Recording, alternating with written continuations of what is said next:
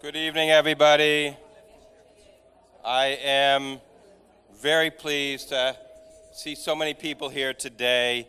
I know the weather has made this event tenuous, and yet Am Yisrael Chai, we're here to learn, to celebrate, to remember.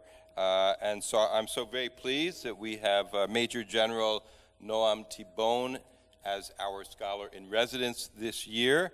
To mark our 6th annual Yoni Suher Memorial Lecture. We'll get to hear a few words in memory of Yoni shortly. I just want to let you know that we are so fortunate to have the Major General here with us.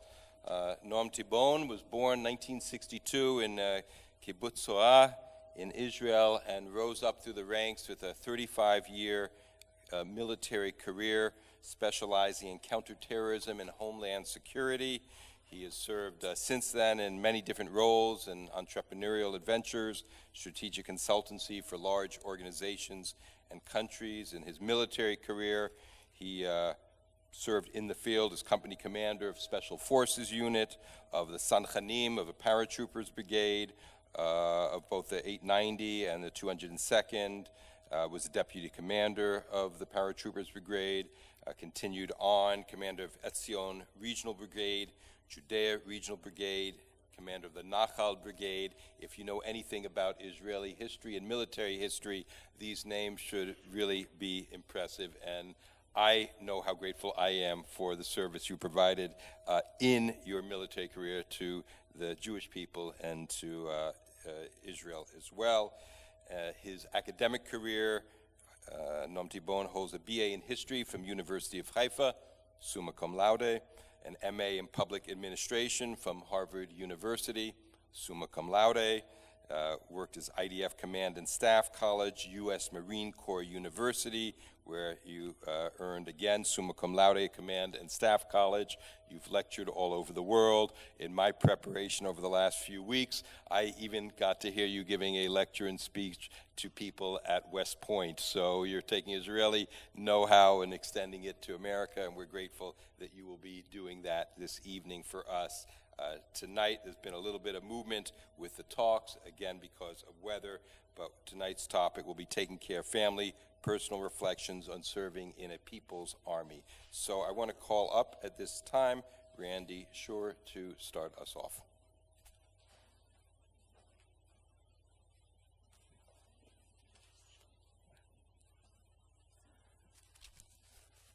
Good evening to everybody. Shavua Tov. Yael and I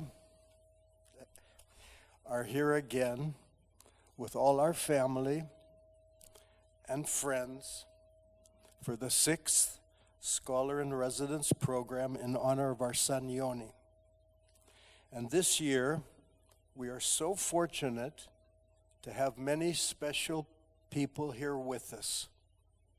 Our children, Amir, Eyal, and Edith, are here, as you can see.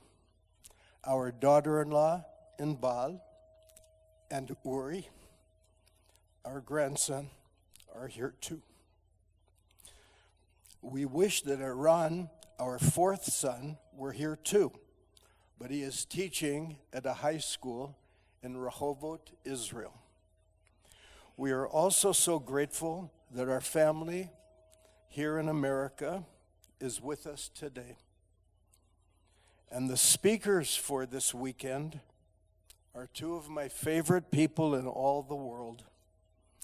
Gali, Yael's sister, and her husband, Noam. Thank you for coming and honoring us, and Yoni. And as I look around the group assembled here, I see many loved ones and familiar faces. So many of you have come to these events every year, and your support and love is certainly felt by all my family.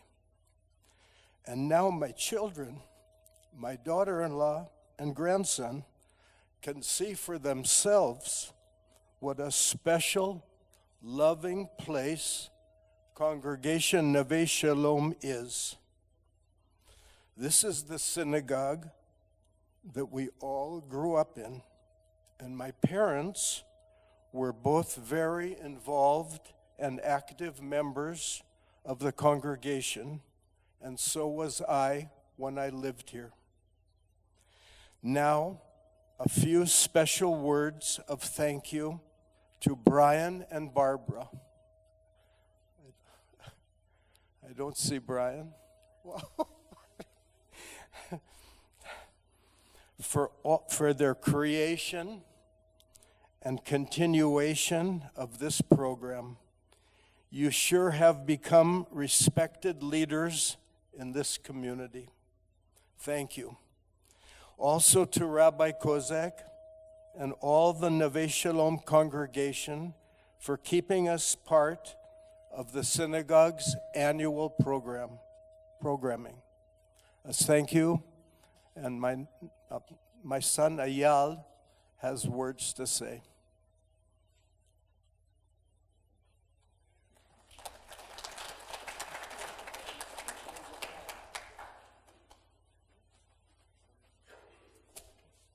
Hi, Shavua Tov. Thank you for having us. Thank you, Brian, Barbara. Thank you, Abba Ima, and thank you for the beautiful snow. You made it perfect. I'm going to read some remarks that I wrote May 22 for Israel's Memorial Day for the fallen soldiers of the wars of Israel and victims of actions of terrorism. A Saturday that runs like a movie. Some thoughts and feelings on that day. Memorial Day in Israel is complex. It always feels like we, the Shur family, are not part of it all. Not the classic bereaved Israeli family, if there is such a thing. Back in high school, we studied the IDF ethos, combat, defending the homeland, and how important it is to remember those soldiers who fell in a battle. We have become part of the bereaved families and have the chance to tell about Yoni and the way we remember him. And it helps. It's part of our family's coping process. It reminds me a bit of the story of our grandmother Rela. She did not experience the classic Holocaust. Romania did not experience the Holocaust of the Germans, the Nazis.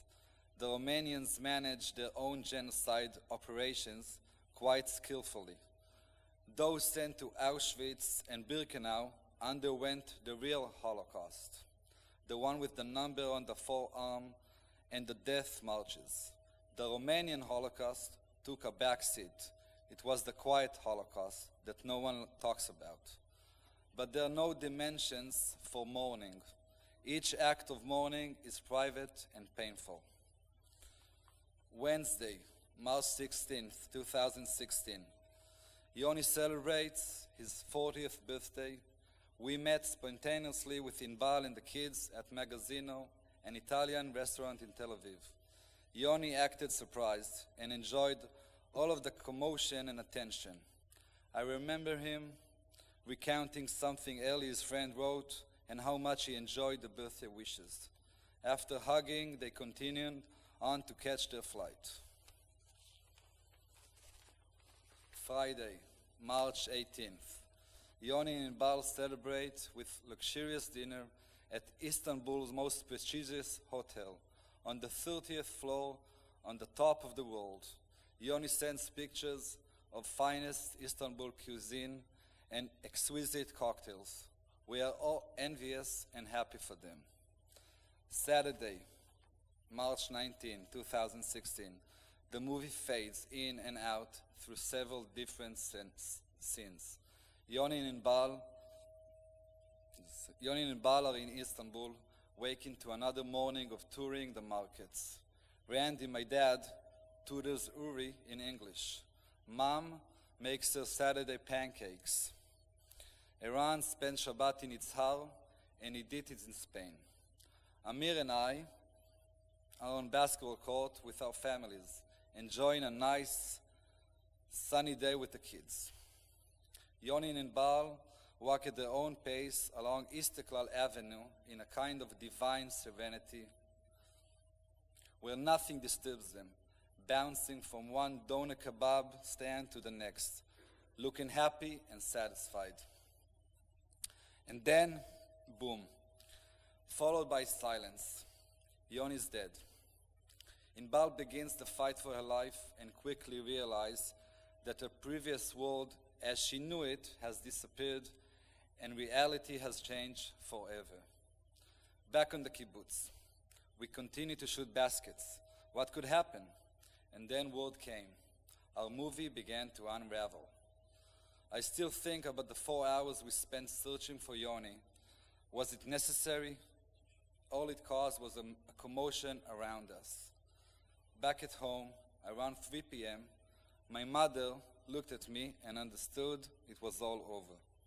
In a brave and well-thought-out decision, she takes Goni and Uri home to Tel Aviv, to their protected place, far from the commotion and the harsh news. It was her understanding that they needed to be in their place, a decision that I later came to understand how important and accurate it was.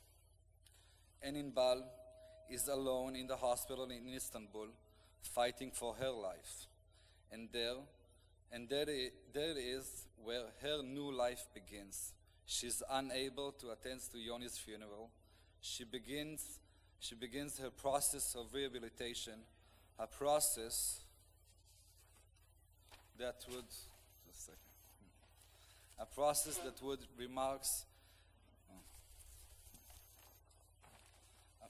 that gives her and the kids air to breathe.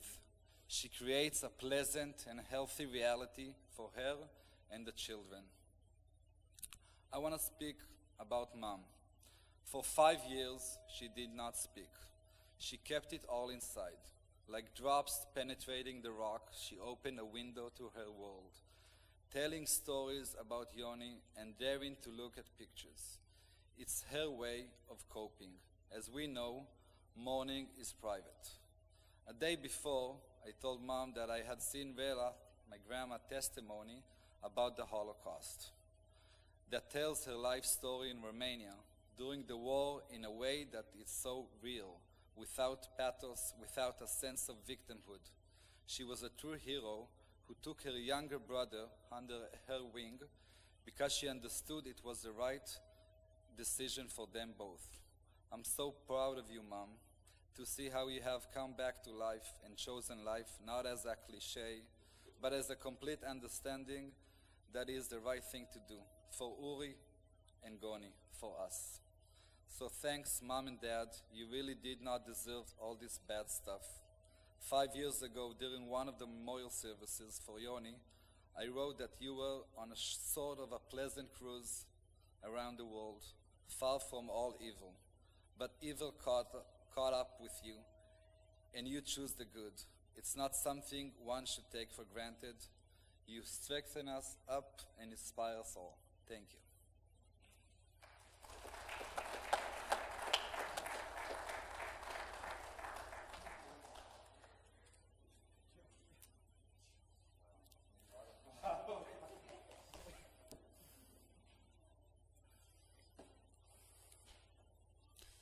Hi, good evening.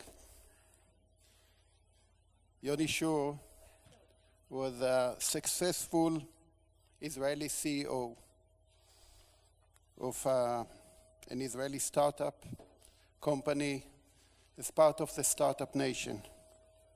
He was a deep thinker. He has a very strong set of values that he got from his parents. He has principles.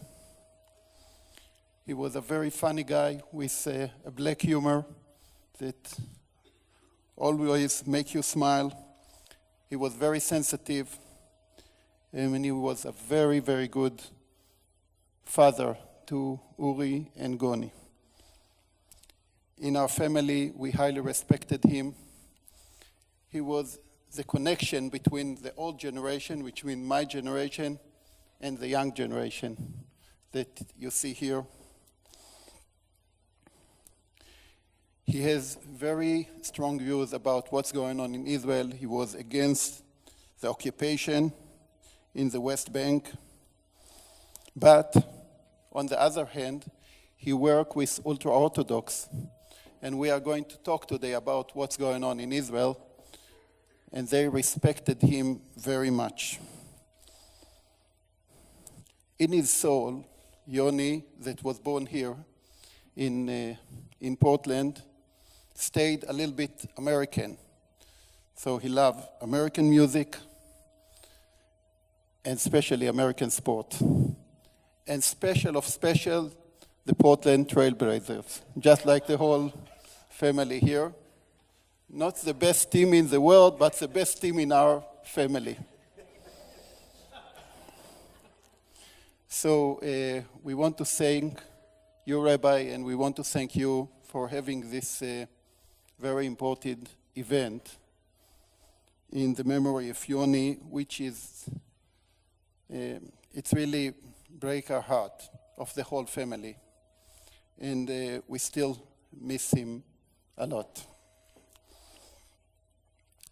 We're going to talk today and in this weekend about the state of Israel and about the military. And those days are very important days for the Israeli democracy. The state of Israel is under massive changes.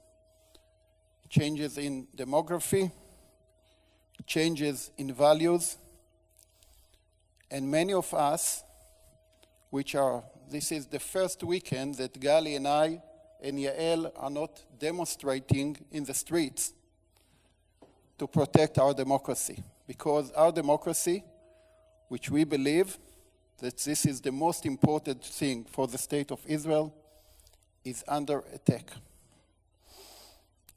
This family, generation after generation, invested in the state of Israel. Our grandparents who came from Europe, our parents, my generation, our kids, we live, and Israel is our life. So we are willing to fight to protect this country. We are willing to fight on the borders, but we are willing to fight also today about our democracy. And there is a big threat. And I think that you in the community here and all over the world must be aware and help to protect the state of Israel. I'm going to focus today in my lecture about the IDF and try to show you through this lecture how the state of Israel changed. Because for many years, Israel was built, just like America, by immigrants. And the melting pot, which basically created the new Israeli, the Sabre, until today, was the IDF. This is the only place that everybody in Israel meet the whole parts of the society, because everyone must serve. And everyone, and this is, I believe, after 35 years, that everyone, he or she, who are serving in the military, become a better citizen, become a better people which is ready to support the society, ready for the startup nation and all the good things that the state of Israel developed. It's all growing from the military.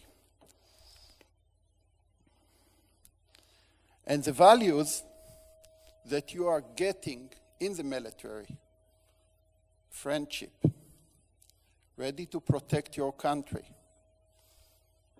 democracy, equality, those values basically brought Israel to the place that we are, which is really a miracle. 75 years, surrounded by enemies, so many wars, so many terror attacks, and still, Israel is a strong nation.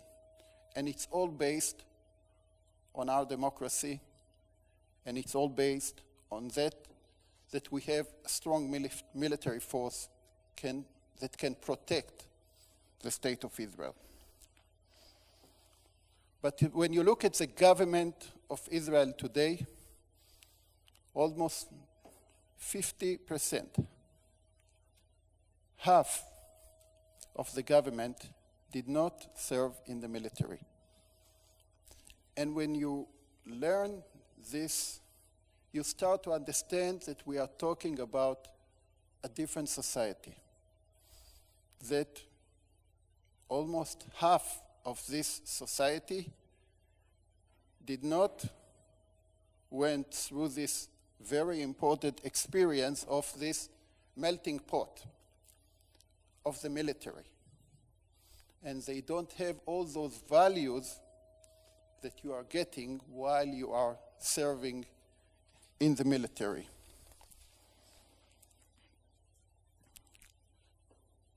And it all goes back to history.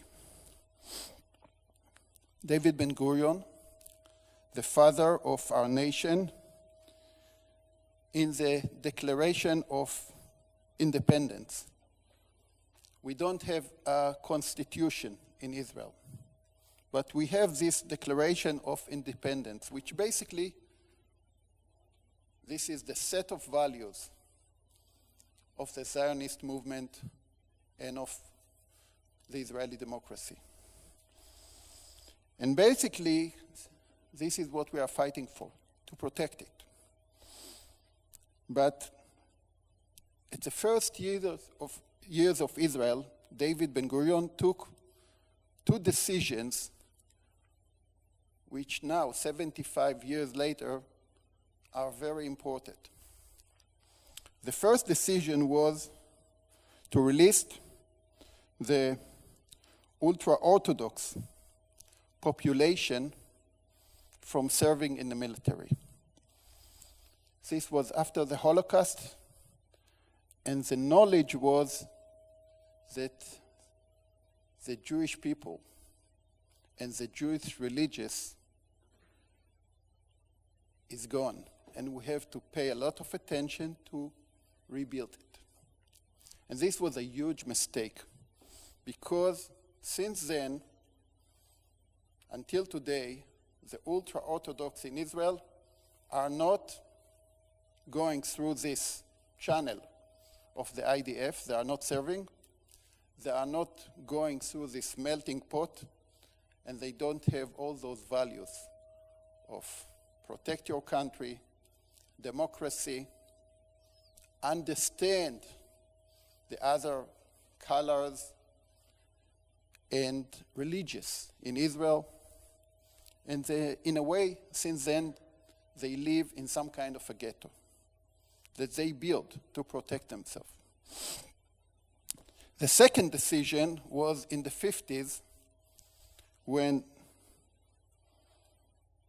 the Israeli government basically decided not to recruit the Arab population.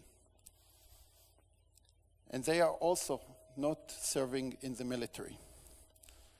So the result of those two decisions is that today only 50% of the males in Israel at the age of 18 are serving in the military,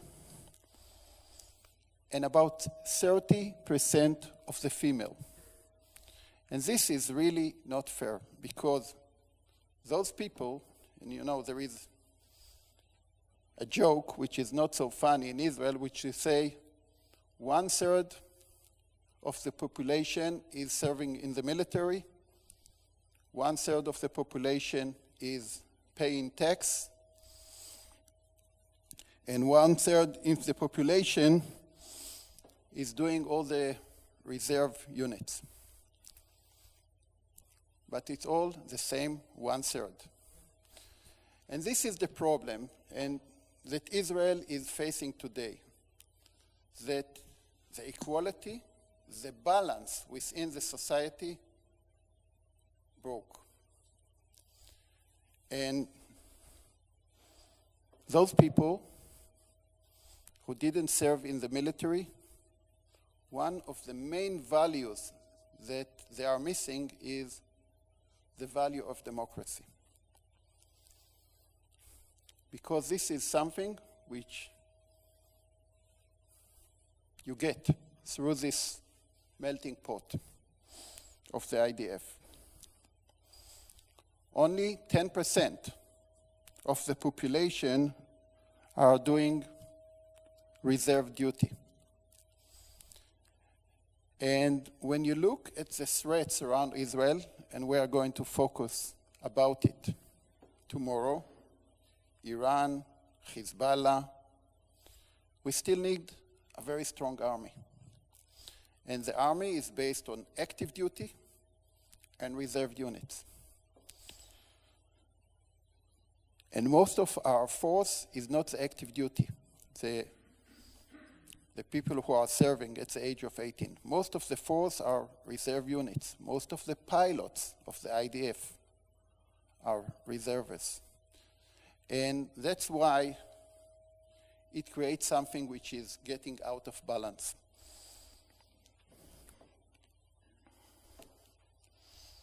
There is, when you look at the people who are serving in the IDF today, there is a direct line between socioeconomic status of the parents and the unit that the children are going to serve in the military.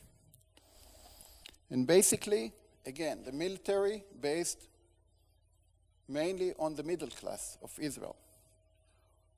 And in those houses, just like in my house, at the age of 18, unlike here in America when young people start to think what is the best college to pick, in Israel, in many houses, the kids, he or she, are fighting what unit to serve. And they're trying to get to the elite unit, to be pilots, to be in the special forces, to serve their country. Today we have a very strong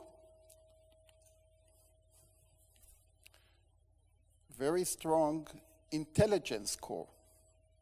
And when you look at the intelligence corps of Israel, especially the unit 8200, this is the Israeli high-tech. Most of the Israeli high-tech, checkpoint, and all the best, all the cyber security which is so known in the world, it's all based on people who served in this unit. And they took their experience from this unit and the values from this unit and basically build this very important Israeli high-tech. It's 10% of the people, of the workers who work in the high-tech. It's 50% of our entire export is based on that high-tech. And it's all started in the military. And that's why, and by the way, today those people are on the street demonstrating to protect, because there is linkage. On the other side, you see the ultra-Orthodox, 20% of the Israeli society, which are not serving in the military. And another very important part of this government are the settlers, the right-wing extremists. And you look at their leaders. Itamar Ben-Gvir didn't serve in the military. Bezalel Smotrich served 5 months. And then you start to understand why those people do not respect what the Zionist movement built for so many years, 75 years.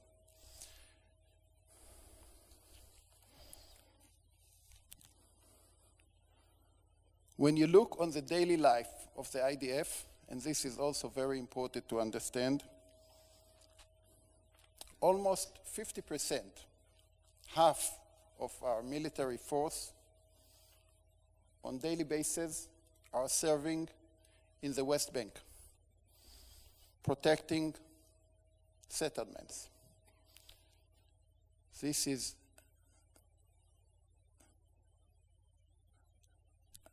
very, very dangerous, because when we will face a real war against Hezbollah, they are not well trained. And the other issue, which is also very important, this long service in the West Bank is really influencing the heart and the soul of those young soldiers, because it's very tough. And believe me, I served in the West Bank many years. It's very tough for your young soldiers to go in the night to arrest people. And it also influences that many of those young people become, in their political view, very right wings. And they hate the Arabs. And this is also very dangerous.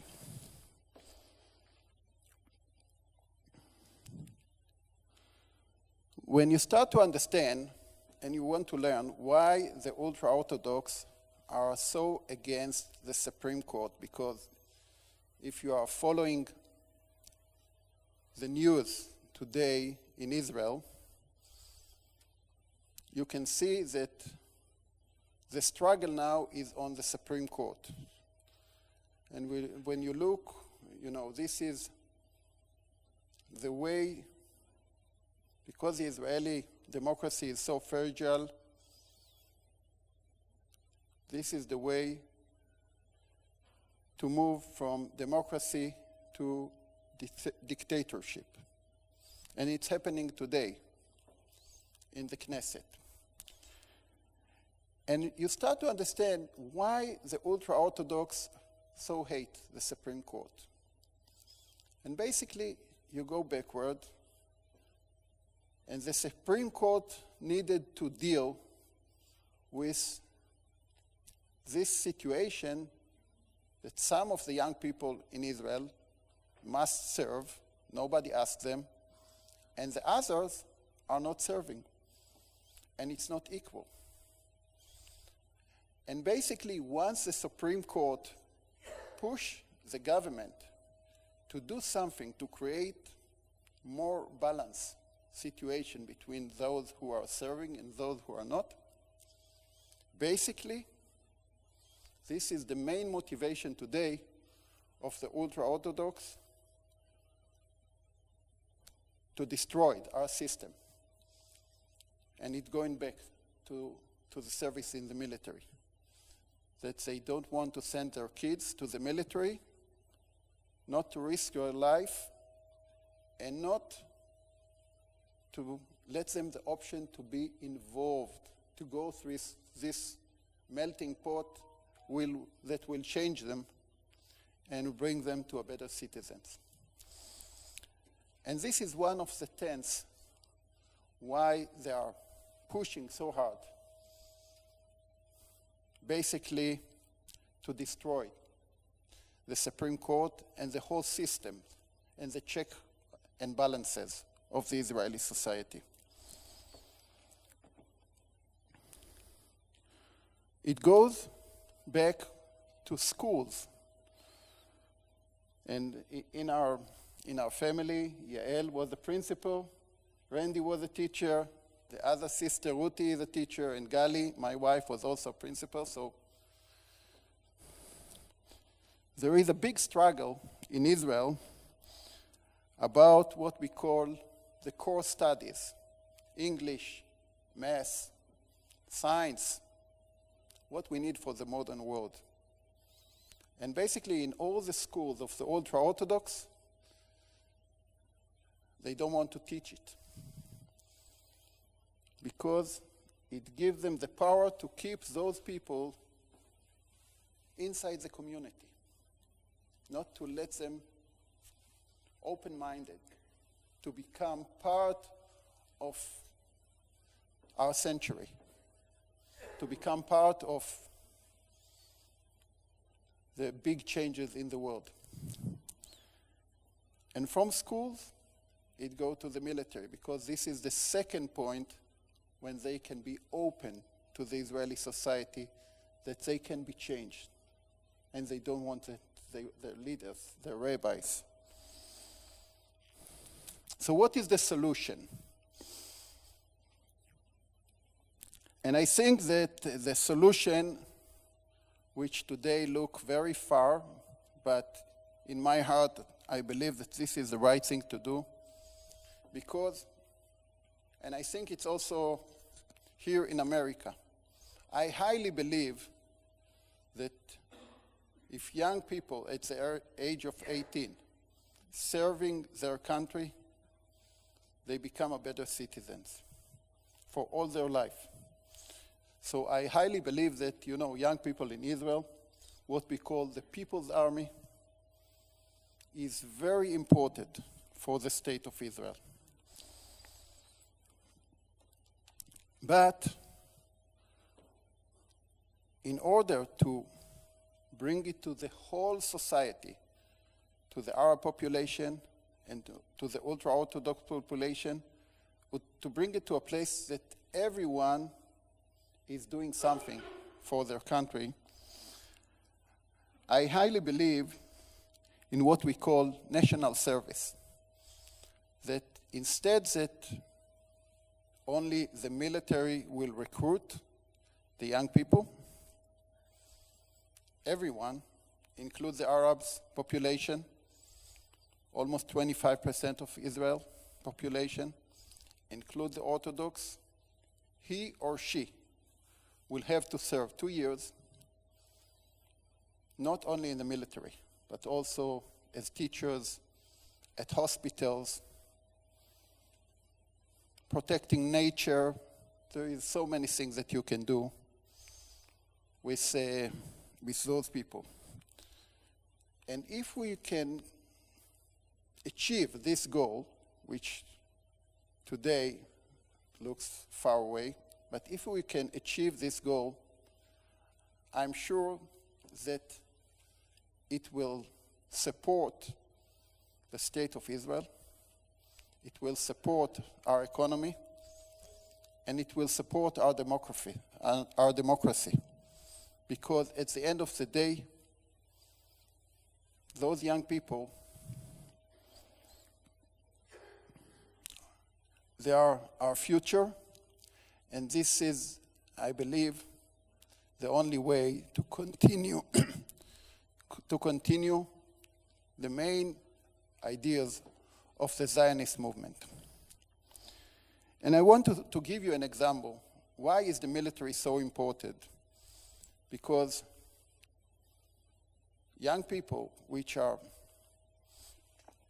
getting into the military, still today in Israel, when two young people meet each other, the first or the second question is, where did you serve? And when you go to the high-tech arena, what we are so proud, the startup nation, this is the first question. When you come to recruit, to apply for work in a high-tech company, the first question will be, where did you serve? And if you say, names of certain units, you're in. You don't need anything else.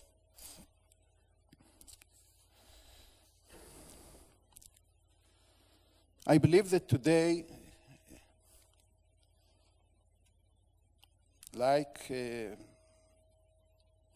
basically since the first days of Israel, we need the support of the American Jewry and the United States as a country in this very tough battle on our democracy. And there is two issues.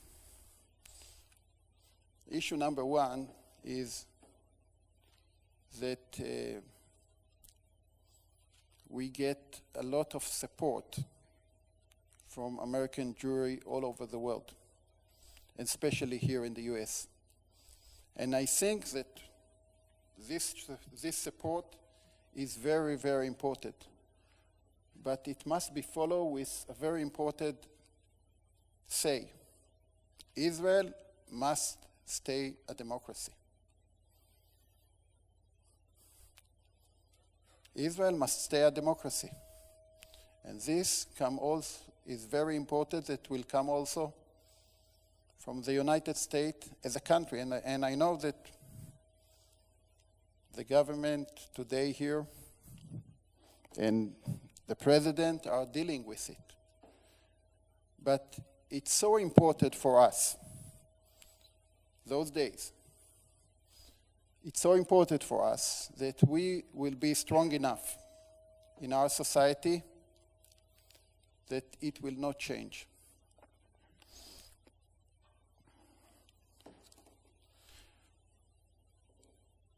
You know, I served 35 years in the military. And basically, most of my career, and we will discuss it more tomorrow, was as a combat soldier in the special forces in the First Lebanon War, and then as a combat officer in Lebanon, in the West Bank, in Gaza, all over. And basically, in my career, more than 30 soldiers under my command, under my direct command, since I was a platoon commander all the way to a general, lost their life in battles all over Israel, protecting their country. And those people are very important for me. And they joined the IDF. They recruit to combat units. They knew that they are going to risk their life. And they fought to protect the state of Israel. And they lost their life protecting the state of Israel. And today, I think this is the most important issue, to protect the state of Israel. But terror, which is very dangerous, and Iran, which is very dangerous, and we will discuss all over it tomorrow. The main risk to the state of Israel, to the Zionist movement, is this battle over democracy. And I will tell you what is the problem. That if Israel will not be a democracy, the young generation will leave. Our kids and grandkids will come here to America or to Europe. They will not stay. If we will not be a democracy, the elite of the young people will not try to serve in the best unit of the IDF, will not try to serve as pilots. They will not try to take any risk because it's not a democracy. Our economy, which based on huge investments from all over the world, will go down, and we can see the first signs. Israelis that were so proud of their country will start to search for international passport and to immigrate. And that's why it's so important to fight today, because we know what will be the consequence if Israel will not be a democracy anymore.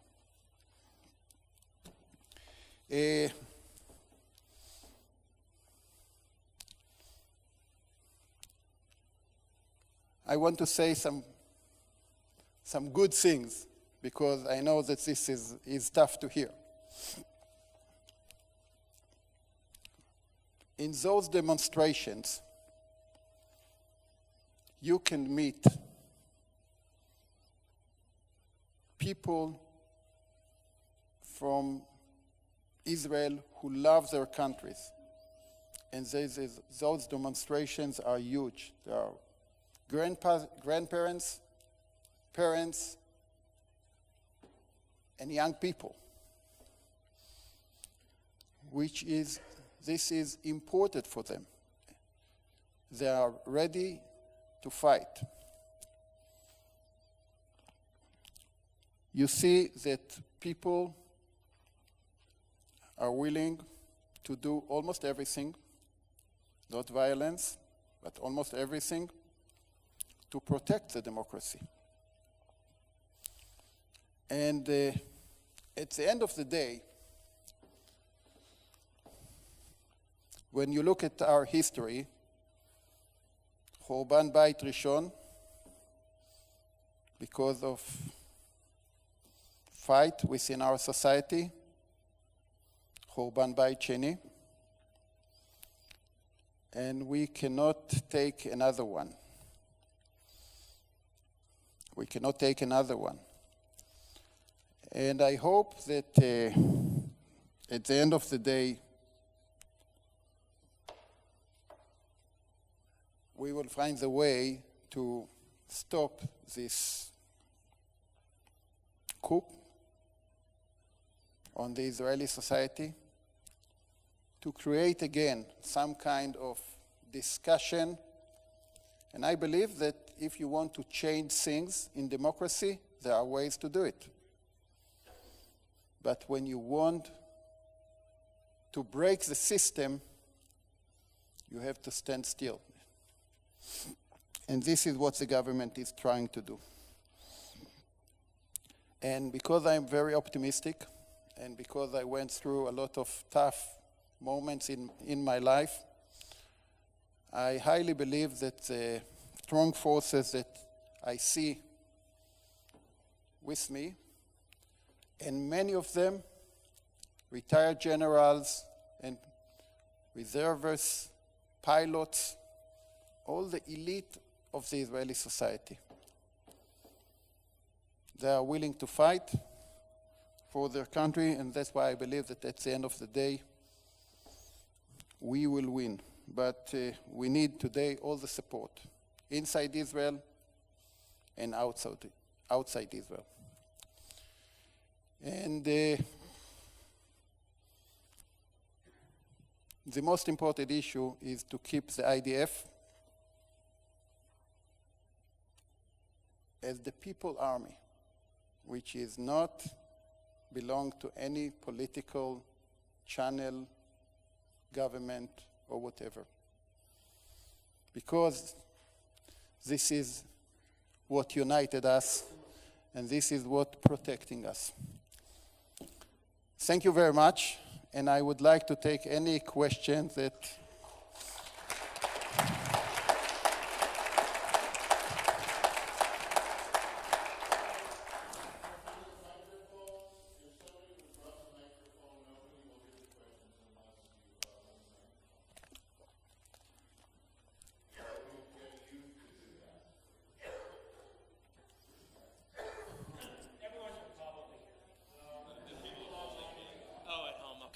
Hi, thank you for coming. My name's Stephen Kahn. So here in the United States, where we supposedly also have a democracy. We've been dealing with anti-democratic principles in gerrymandered districts and a Senate where you have to have 60 votes to do anything. What do you say to somebody who says this government was democracy? One person, one vote. They got the majority. They're imposing their majority rule on the rest of the country, which happens to us a lot. And a corollary to that question is everyone who's out protesting, including my sister-in-law who lives in Jerusalem and her children, where were they before the election? And was there an apathy or a disinterest that created this anti-democratic government? It's a great question. And when you look at the popular vote on the last election between the left and the right, or the government and the opposition, 5,000 votes. Because of the system, and you know it so well that, in America it's also happened. And because, yes, we were not ready good enough for this election, and especially the Arab vote. The Arab vote is very important, 20-something% of the population. If on the Jewish side, the average is 70%, on the Arab side, we were about 50%. So if the Arab would vote at the same percentage like the Jews, it was a totally different picture. So yes, I think most of the people who are demonstrating in the street respect the results of the election. And we don't say they cheat, we don't say this is not legal. The main issue is that if you want to change the system, you have to do it in a way that will respect the whole society. And when you look countries in the world like Hungary or Poland or Turkey, this is a bad environment to be in, but we have to look with open eyes. You see how the system works. And in legal way, because you are the majority, basically you create, it's all in legal way, you create a country which is not a democracy anymore. And in Israel, at the beginning, there were 3 legs for our democracy: the government, the Knesset, the parliament, and the Supreme Court. Today, basically, because of our system, the government and the Knesset are the same. So the only institute that can protect human rights, that can protect civilians or whatever, is the Supreme Court. And once you finish this and basically said the Supreme Court cannot deal with anything regard to policy or government decision, there is one who is controlling all the power. And this is what's so dangerous. So tell your sister-in-law to stand still, to take all the kids, and it's crucial time. And yes, and as an Israeli, and I spent many years here in America, when I was watching the pictures of what happened in the House at the end of the Trump administration, it was frightening. It was frightening because we are not fighting only for our democracy. We are very dependent on the American democracy as well. I agree with I agree with everything you're saying completely. Shirut, when you talk about Shirut Lumi, national service for 2 years, for the other 50%, hospitals, protection for nature, how are you going to incentive the Arabs and the religious and get buy-in to require this? Well, they will say, yes, we want to do it, we will. Okay, this is a great question. And you know, during the coronavirus, something highlight, and this is very unique to Israel. You go to an Israeli hospital, you see different environment than outside of the hospital. Almost 20 to 30% of the doctors are Arabs, many nurses. And suddenly, the hatred that you see on the street is different because an Arab doctor is taking care of an Israeli soldier who wounded in the West Bank. It's happened on a daily basis. So when you see what's going on in the hospitals, you can understand that it can happen in the other part of the society. And yes, I believe there is a big gap between the Arab political leadership and the Arab people inside Israel. Because the Arab people, basically, they have the same dreams that I have. They want good education for the kids. They want prosperity.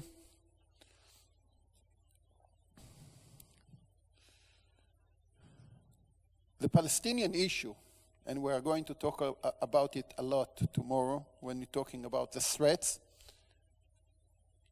exist in Israel. This is on daily basis because of the occupation and because of terror.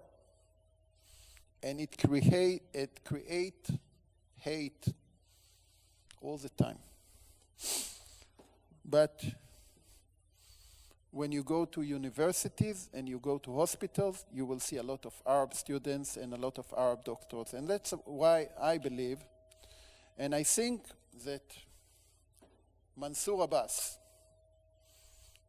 the leader of the Islamist party, Ra'am, that was part of the previous government, this was a huge step. A huge step. That even though that he is a very religious guy, he came with a wonderful ideology to be involved in the Israeli society. And it worked. It was hard, but it was the first step.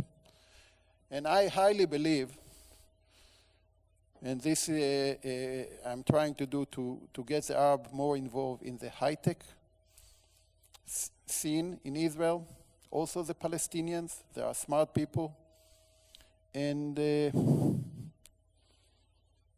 we need to solve the or to work on solving the Palestinian issue, but yes, if we will not find the way to make the Arab population more involved in the society, it will also hurt our democracy. And that's why we have to deal with it. And I believe there is a good chance that many young people will come. They want to do it. They want to be part of the Israeli society.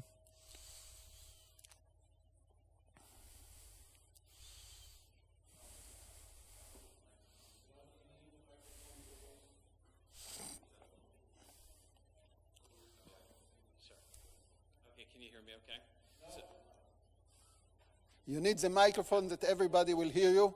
Okay. My hearing is... Okay, can you hear me now? Yeah.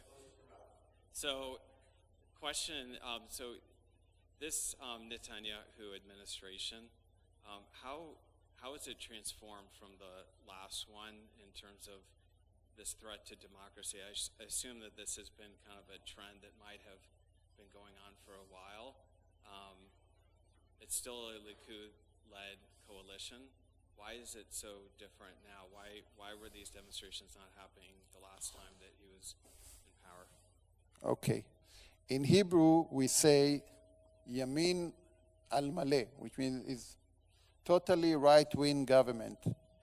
But the situation today where Benjamin Netanyahu is on a trial and he wants to break the law system, Aryeh Deri twice was in court, and he wanted to be a minister. And when the Supreme Court said, no, you cannot be a minister, they want to break the system, Bezalel Smotrich was also in trials, and Ben Gvir is a criminal. So all the head of the parties had also a private motivation to destroy the system, especially the Supreme Court. And in many ways, they understand that once they take control of the Supreme Court, nobody can stop them of, for example, in the next election, to say that there are parties cannot run for the parliament. And this is happening almost every election, and it goes to the Supreme Court, and the Supreme Court said, yes, they can run.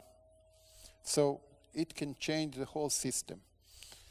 And the private motivation of people like Benjamin Netanyahu, Aryeh Deri, because they are criminals, become crazy of the people who support them, that we must destroy it. And that's why it's so dangerous.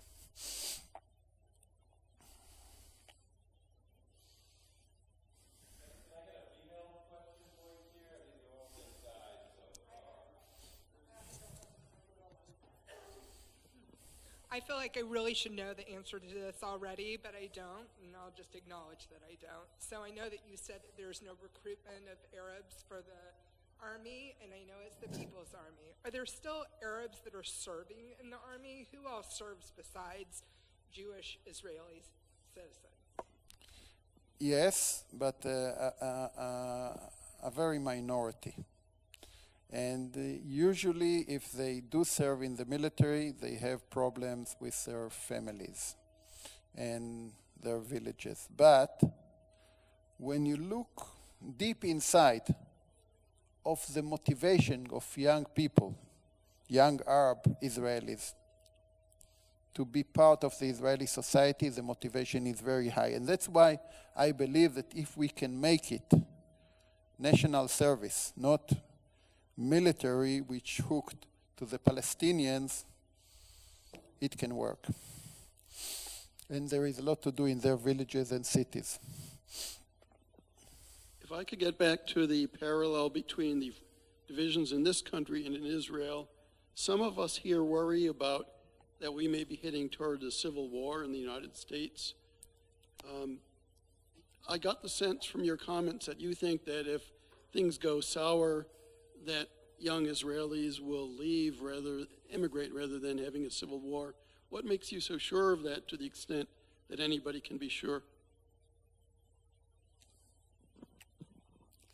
You know, today we live in an open world.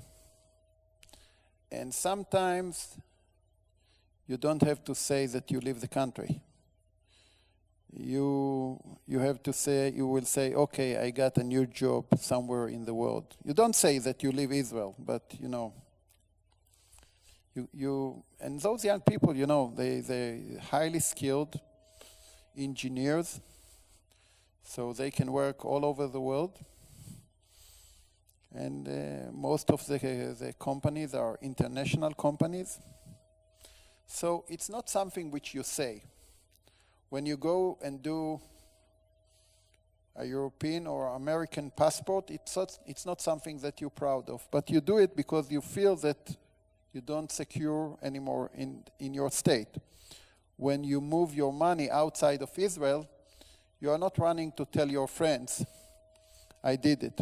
But you do it because you feel unstable. And this is what's going on today in Israel. And when you go to your job, to your boss, and said, listen, I want to try to work in New Jersey. So it's gray. It's not black and white. But we were there is a huge Israeli community here in the United States. So we have been there in the past, when many Israelis left their country because of economy, because of all kinds of things. Now, it depends who is living. But if this very narrow group of people, which is carrying, the economy and the security and the service on their back, if they will leave, it will be very dangerous. But because you mentioned civil war, yes, we hear those terms in Israel today. So today, nobody is talking about using violence, but, we face the assassination of Yitzhak Rabin.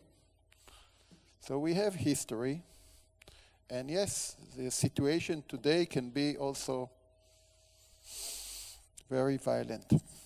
Thank you for sharing the reality of what's going on today. I'd like to know what you think we as Jews, we as our U.S. government can do, if anything, to help stop the Netanyahu government from doing what it intends to do. Thank you. If the American government will tell the Israeli government that automatic support in terms of the United Nations and in terms of the backup in the world and also the security depends on Israel to stay a democracy. And it will stay because Benjamin Netanyahu is not saying this is not going to be a democracy. He's saying it will be a stronger democracy. This is what we need to protect our democracy. So there is a lot of propaganda here. But if the American government will stand still, we will not support a country which is not a democracy. And if you will destroy the Supreme Court, it will affect the support of the United States in Israel. This can be very helpful. Hi. Thank you for updating us on the Israeli situation. I don't hear you. Yeah. You can hear now? Yeah. I have two questions. Go ahead. One, you told us how the Orthodox community, they hate the Supreme Court. But you don't think that the settlers are hating exactly in the same way the Supreme Court, because it's the only institution that can stop the annexation?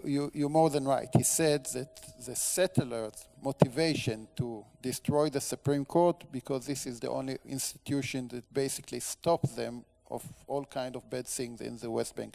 You're totally right, yes. And the other question is, you are as a family that are a lot of teachers there, you don't think that they think that in Blich they were cheering Itamar Ben-Gvir when he visited there, and is not a failure of the Israeli education system? I think that Itamar Ben-Gvir is a big shame. Is a big shame to the state of Israel and to our society. But you have to understand that it's not an excuse, but it's reality.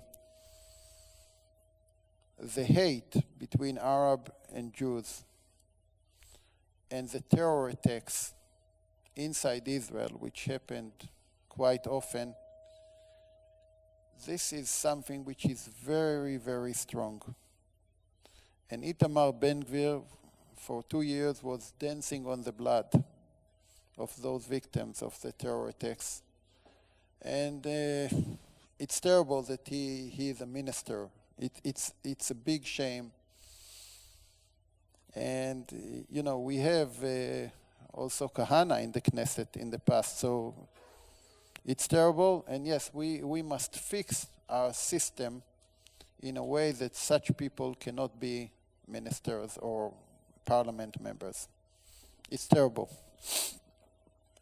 You mentioned the number of people leaving or that you think will be leaving Israel as the situation gets worse. What is the current status of people making aliyah to Israel, increasing the population? To aliyah, or make aliyah? Okay, this is a very interesting story because we have a huge aliyah, mainly from Ukraine and Russia, more than Russia than Ukraine. But there is a big issue regard to their Judaism. So many of them in their countries were Jews, but they are not born to a Jewish mother.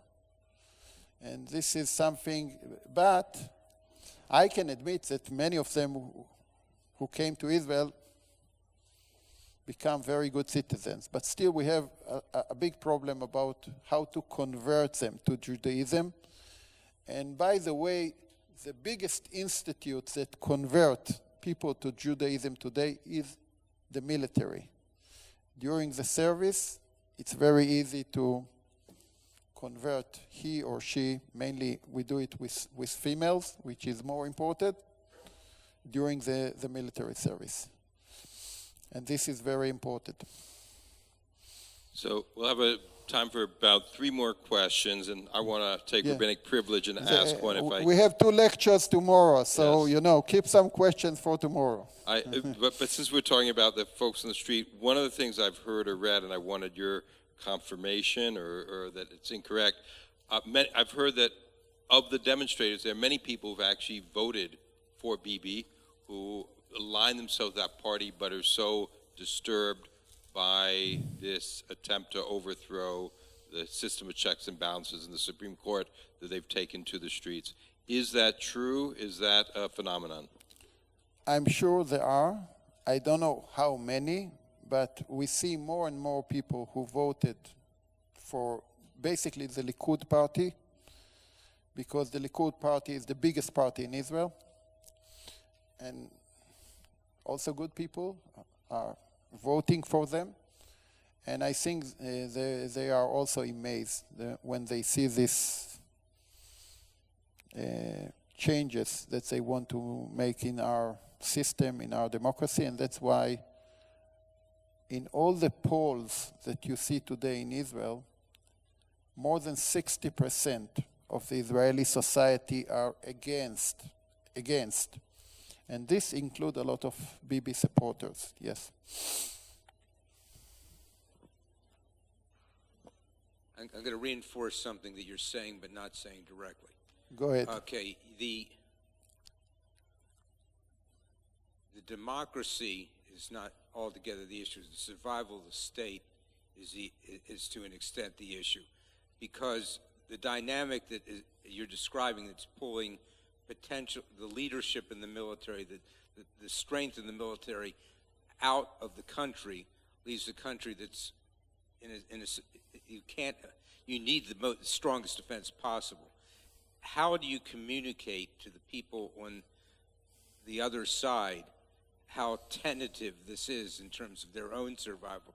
Are they so convinced that they, the ones who haven't served in the military there's going to be a military to save them, and the folks who had and are settlers, that they're going to be able to deal with what's happening right now in the West Bank and other parts? Yeah, I think, this is a great question, and unfortunately I don't have a good answer, but you see the same problem here in America between Republicans and Democrats, and sometimes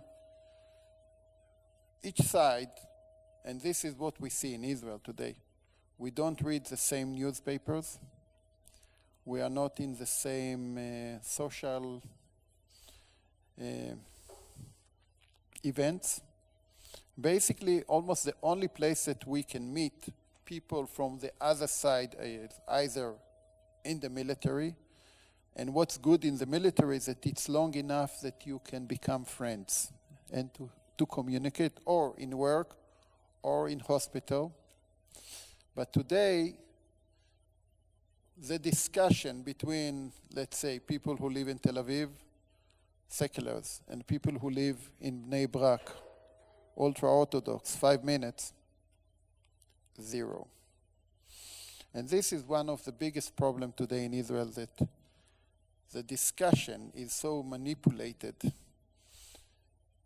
and reality is so manipulated that it's really hard to get into a room and have a decent discussion. Why do you think this? Why do you think this? Maybe I will convince you to change your mind. It's not happening.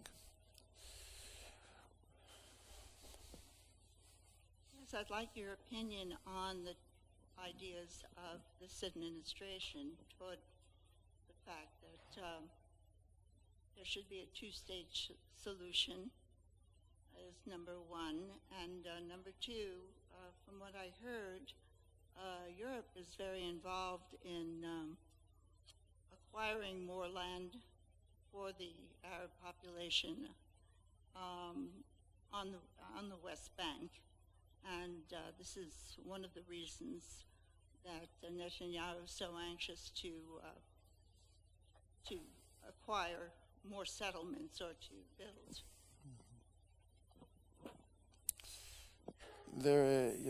Personally, and we will discuss tomorrow, I think that the two-state solution is the only solution. Because today, between the Jordan River and the Mediterranean Sea, which include the West Bank, Israel and Gaza, it's 50-50. And in few years, there will be, on this very tiny land, more Arabs than Jews. And if we want to keep Israel as a Jewish state, we need the two-state solution. I don't believe in other solution. I don't believe in apartheid. And I don't believe that today you can kick somebody out of his home and send him to other country. It cannot happen. Unfortunately, this is not the main issue that the Israeli society is dealing today. This is not the main issue.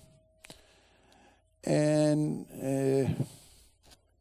it's based a lot of all those terror attacks and a huge fear and hate between Arab and Jews in the state of Israel and between the Israelis and the Palestinians. But yes, I totally agree, and we mentioned it, that one of the big motivation of the very right-wing parties of changing the system is that they will have no rules in the West Bank to do what they are doing today. Expand, taking Arab lands, etc. Thank you very, very much, Major General.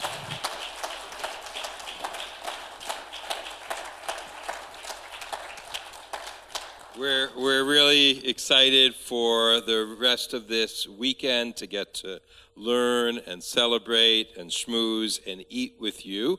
So I want to thank you, and I want to run down just the schedule of events since the weather has shifted things just a touch so that people are aware of what is happening. Tomorrow at 10 a.m., we'll have a talk, Working for Others, My Journey from Kibbutz to Major General.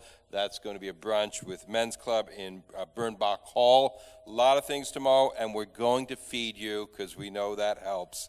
At 2 o'clock, because the Tibon family is so remarkable, we're going to get to hear from scholar Gali Mir Tibon, Am I My Brother's Keeper? And it's going to be about the remaining experience during the Shoah. It's going to be a very interesting, different sort of talk. There'll be a cocktail reception following the lecture again. That'll be up here in Stamford.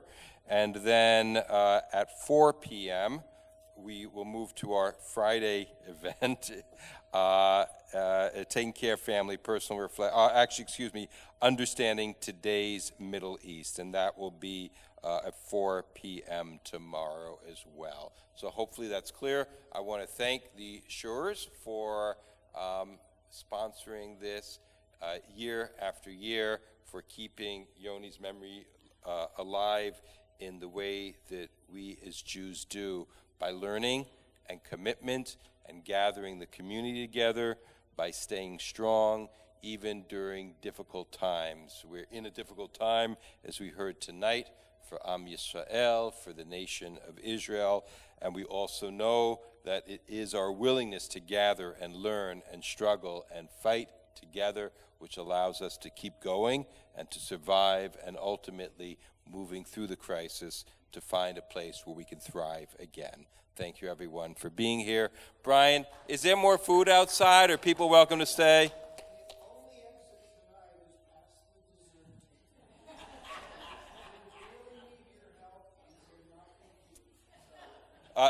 Brian has a different understanding of Weight Watchers. You can watch all the weight you're going to gain as you have some dessert. Mazel tov.